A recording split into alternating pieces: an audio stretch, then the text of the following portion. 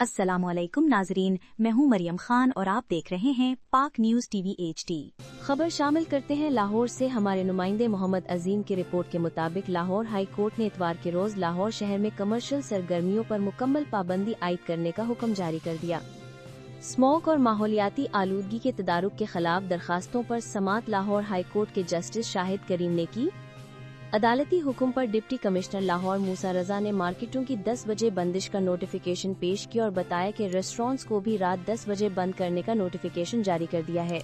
Justice Shahid करीम ने remarks दिए कि मकसद नोटिफिकेशन निकालना नहीं बल्कि इस पर सख्ती से अमल दरामद कराया जाए। पाबंदी लगाने का मकसद स्मोक का तदारुक करना है। माहौल में आलूदगी बढ़ने से स्मोक बढ़ रही है।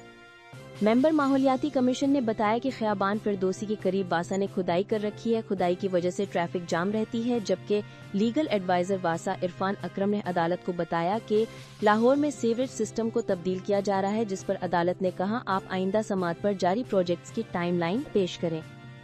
लाहौर हाई कोर्ट ने इतवार के रोज लाहौर में कमर्शियल सरगर्मियों पर मुकम्मल पाबंदी आयद करने का हुक्म देते हुए कहा कि शादी हॉलों की रात 10 बजे पाबंदी पर सख्ती से अमल दरामद कराया जाए। अदालत ने हर समात पर महकमा माहौलियात के डायरेक्टर सतह के अफसर को पेश होने का हुक्म देते हुए अमल दरामद रिपोर्ट्स तलब कर ली और समात 7 नवंबर तक मुलतवी कर दी। अब तक के लिए इतना ही। मजीद खबरों के लिए देखते रहें पाक न्यूज टीवी HD।